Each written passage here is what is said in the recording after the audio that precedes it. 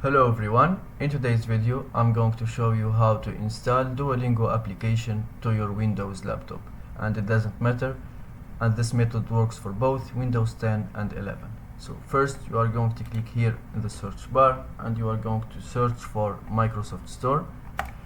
Then you just open it, and here in the search you are going to type Duolingo. And here, as you can see, you will find the official application, and it is completely free. And make sure to install the official one. You just click on the get button, and that's it. The download will start, and once it's finished, the application will be completely installed to your laptop, and you can use it as you want.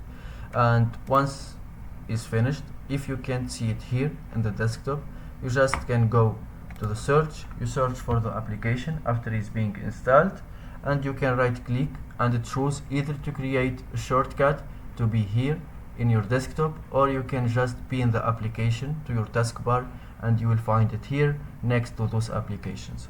And that's it. Thank you for watching. If you find this video helpful, don't forget to subscribe and like the video.